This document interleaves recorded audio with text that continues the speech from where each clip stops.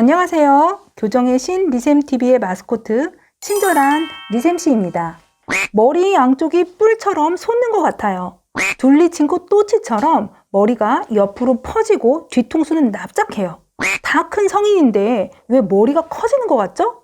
이렇게 성인분들이 두상 변형에 대해 질문을 많이 주시는데요. 오늘은 성인의 두상 변형, 왜 일어나는지에 대해 알아보도록 하겠습니다. 성인의 두상 변형은 시기적으로 크게 두 가지로 나누어 볼 수 있는데요. 첫 번째는 유아 시기에 유발된 두상 변형이 성장을 하면서 지속 진행된 경우이고, 두 번째는 성장이 끝난 성인 시기부터 두상 모양이 변형된 경우입니다. 사실 어느 누구도 유아 시기부터 매달 머리 모양을 찍어 놓지 않은 이상 현재의 변형이 어디까지가 유소아 시기에 유발된 문제이고 어디까지가 성인 이후에 유발되었는지를 명확하게 구분짓는 것은 사실상 불가능합니다. 그래서 성인의 현재 두상 모양은 유아 시기부터의 변형과 성인 이후의 변형이 합쳐진 결과물로 보게 되며, 또한 중요한 점은 성인 이후의 변형은 현재도 앞으로도 지속적으로 진행된다는 점입니다. 그렇다면 성인의 두개골이 과연 움직일 수 있을까요? 두상은 이렇게 여러 조각의 뼈가 하나의 구를 이루고 있는데 각 뼈의 이음새를 봉합선이라고 합니다. 기존의 의학 상식에서는 봉합선은 움직일 수 없다고 단정합니다. 즉, 유소하기까지는 성장을 위해 봉합선이 어느 정도 유연성을 가진 결합 조직으로 존재하지만 성인이 되면서 완전히 뼈와 같이 골화가 되어 부동교합, 즉 움직일 수 없다라고 말입니다. 그렇기 때문에 저희 리세마니온에서 얼굴뼈, 머리뼈를 교정한다고 했을 때 부동교합이 어떻게 움직이냐, 의학적인 상식이 있는 것이냐 라는 공격을 약간 들었었습니다. 그런데 정말 이 뼈들이 움직이지 않는 것이 맞다면 성인이 되면서는 머리뼈든 얼굴뼈든 변형이 일어나지 않아야 하지 않을까요?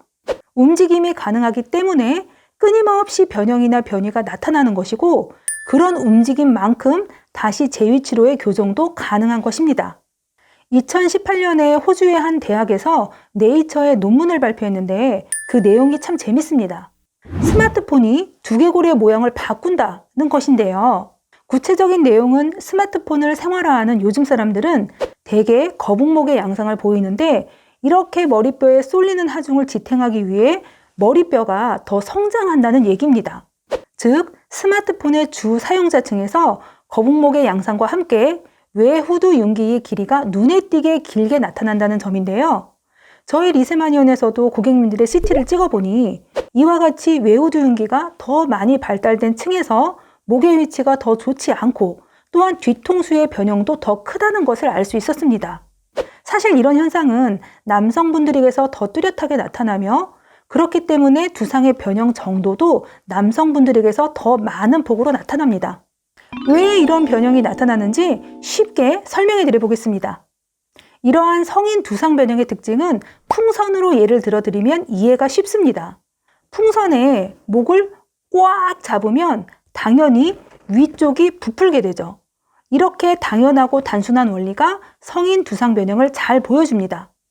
성인의 어깨와 뒷목에 긴장이 과도하게 쌓이면 머리는 앞으로 빠지고 승모근이 솟으면서 어깨가 올라가는데요.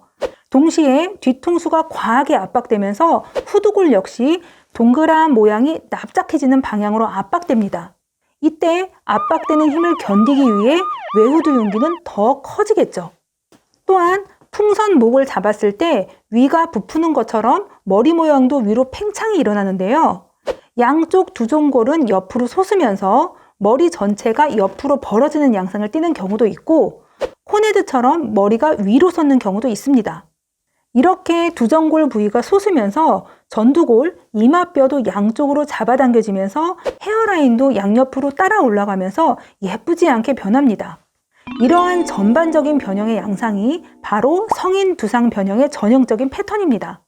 그런데 이렇게 후두가 압박되면서 두개골의 부정렬이 유발되면 두개골과 함께 패턴을 가지고 움직이는 안면뼈의 움직임에도 지장이 초래됩니다.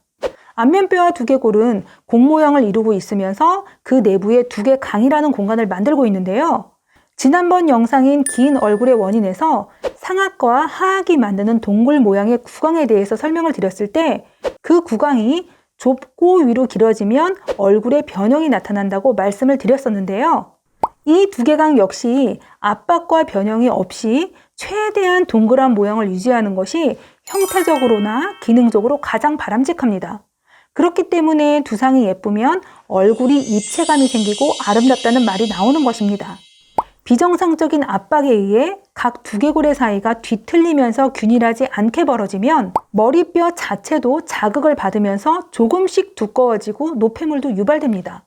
그렇기 때문에 머리 모양이 예쁘지 않게 뒤틀리면서 변형될 뿐 아니라 머리 크기 자체도 점점 커지게 되는 것입니다. 또한 순환에 문제가 생기면서 머리에서 열이 쉽게 나고 두통, 마모감, 부종, 칙칙한 안색, 탈모, 불면, 우울감은 물론 나아가서는 뇌촉 수액의 흐름에 지장이 유발되어 병적인 상태에 이를 수도 있습니다. 이러한 두개골의 부정열 상태를 교정하여 형태와 기능을 모두 개선시키는 것이 두상 교정인데요. 다음 시간에는 두상 교정의 원리와 교정 방식에 대해 자세히 알아보도록 하겠습니다. 그럼 다음 영상에서 뵙겠습니다. 감사합니다.